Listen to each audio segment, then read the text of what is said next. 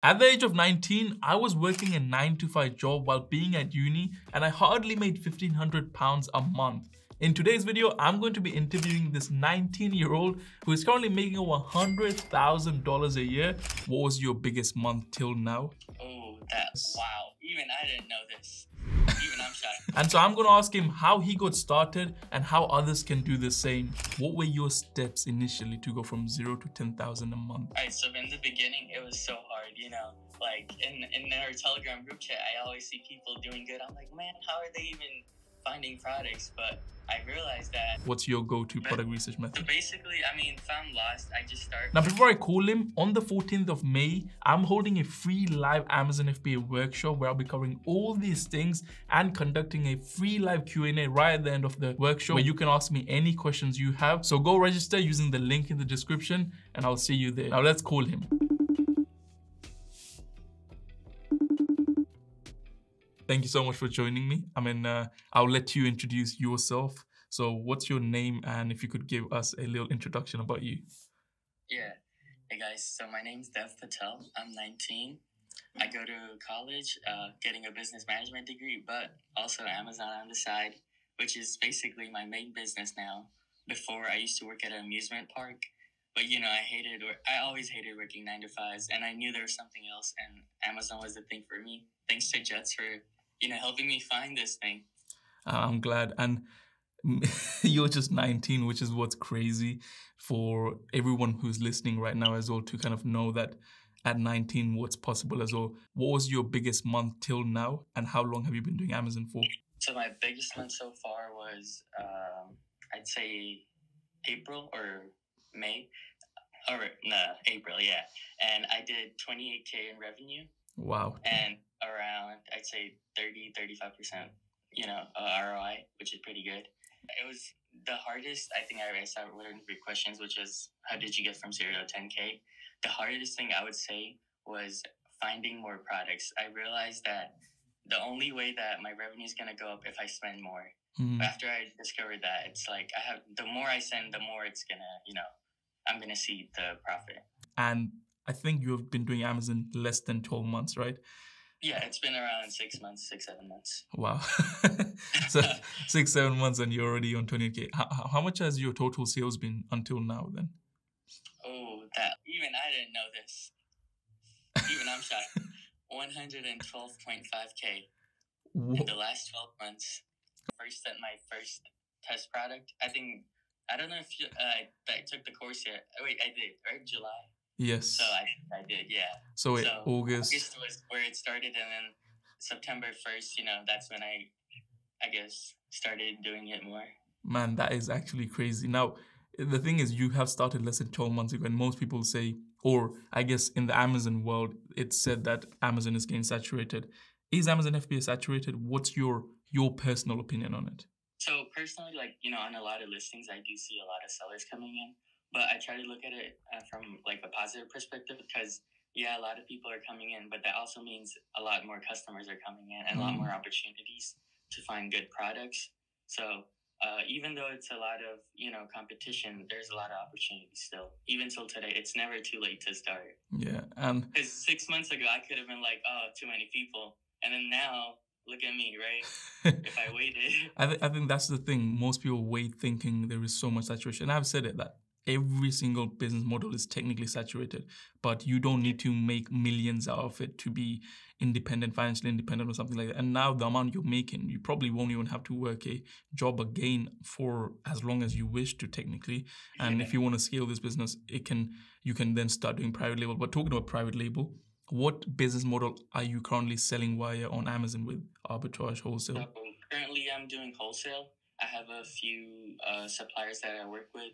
And a great tip for everyone is to go look at your local suppliers because they're amazing. Let me tell you, if you want a product, you just go there, get it, and ship it. It's so easy. You don't have to worry about shipping or nothing, which is good. So I've been trying to build a lot of more, relationships with my suppliers, which are local, which it's been helping. And I also have suppliers from, other states and stuff, but I say local suppliers are the best. I think that's a great tip for people who are looking to get into Amazon. Is relationships itself is a big thing. It's because if you can build a good relationship with a good supplier, then you have unlimited products until they. Your sales rep, if you have a good relationship, they can give you, the quality or quantity discounts in the future. So how do you find these? How do you find your products right now? Like, what's your best way for people who are out there trying to do Amazon wholesale as well? What's your go-to product research method? So basically, I mean, if I'm lost, I just reverse source a product. So basically, I just go in any listing I have, and then I just look at the other sellers and see, okay, there's so many sellers, and then I see someone with, let's say, 1,000 reviews or something. So then click on that, and then you'll see a list of products that they sell. And just from the one product, you could just Google search away, and you could go down the rabbit hole of finding so many suppliers. Yeah. All you need is just, one thing to start the roll. I think that's right. And with wholesale, when you find a store, or there's so many sellers selling products, and then you have a list of all those products and then find those suppliers. I think most people struggle with finding suppliers. How do you go approach, like even on Google, what do you type in and what do you do to find those suppliers?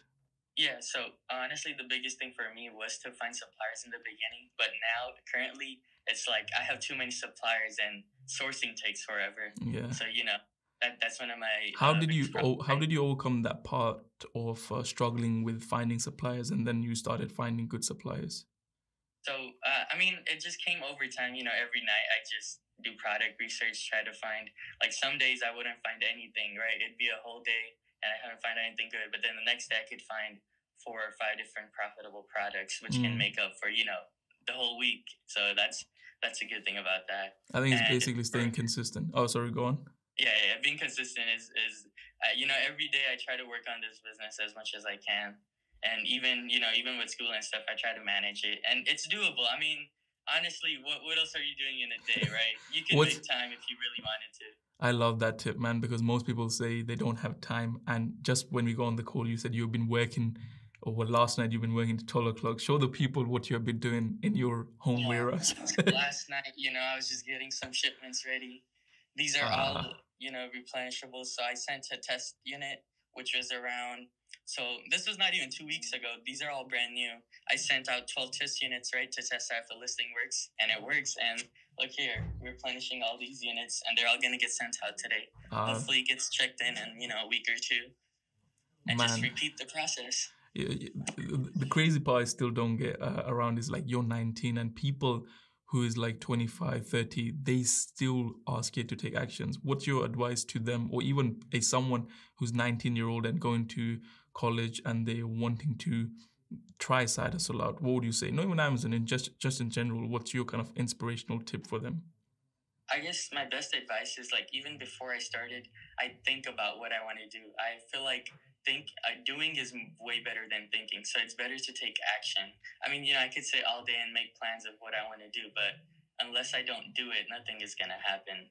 I love that. Even till now, I hate doing product research. I hate it so much, but I know that's the one thing that's going to help me find better products. So, even though I hate it, I know I have to do it, and I do it. And you don't need to have passion in what you do, because at the end of the day, once you make the money, you can go live your passion. And that's a great way to think about it as well. Yeah. Now, and once you grow your business, you could hire people to do the small things that you don't like. Exactly. And that's when it becomes pure passive, because obviously it's not passive in the start. I call it semi-passive because you're still doing the packaging. But then later on, once you've hired people, you could be anywhere in the world and manage this business as well, which is the great thing. Yeah, and also if you have, like, if you're in a small apartment or a small home, you could use prep centers. They can also help you prep and package your stuff. Yeah, and I think the great thing about I can already see right now is that you have a positive thinking mindset. You're always looking at the good side of everything, which is what makes you different than most people I know personally as well. One thing you did cover briefly about getting to 0 to 10K. What were your steps initially to go from 0 to 10,000 a month? All right, so in the beginning, it was so hard, like in our Telegram group chat, I always see people doing good. I'm like, man, how are they even finding products? But I realized that I have to put in the work. If I'm being honest with myself, I wasn't putting in that much work in the beginning. But then once I started putting in the work, I started seeing the results. Like, every day you have to source products. You have to. Some days may be bad, some days may be good, but eventually you will end up with good products to sell. And if you do the same thing over and over every day, there's no way you're not gonna find anything. Yeah. You'll call 10 like in the beginning. Oh, I forgot to. I remember your question. With distributors, I used to make a list on Google Sheets, and I used to have like 20 or 25 to call every day. And I called them. Most of them would be no, and they'd be like, no Amazon sellers. But just keep on trying. There's so many distributors out there. You'll find someone. I love that, man. I think this part of what you just said about being honest with yourself and actually putting in the work and not being lazy and calling suppliers is a great way to get more suppliers for your products as well. I mean, this little conversation we had, I think when people watch it, even though it's so short, I think it's going to be so valuable because the things you have just dropped is still insane. You made over 100K in sales in less than freaking 8 months of starting Amazon FBA. And obviously your £10,000 profit is in that anyway as well, which is crazy to think, man. So well done. Even I didn't know, I crossed the 100K mark. Because every month I just look at, okay, last 30 days, let's see how good I did. But I never thought to look at all time. You already done over 100K, man. Well done. And although you gave me in the start, when we started this call, you gave me the credits. I showed you the path, but you were the one who walked the path yourself and you put in the work. So well done, because I can show it to the world, but not many people take action. So well done to you. And I'll now talk to you at your 7 figures journey, and probably we'll do another call like this. I hope you enjoyed this conversation, and I just want to say that if Dev can do this at 19, what's stopping you from doing the same? Share this video with a friend of yours who needs to be motivated to take some actions. And if you want to start your Amazon journey, go check this Amazon Beginner's Guide out. I'll see you there. Take care, have an amazing day, and peace.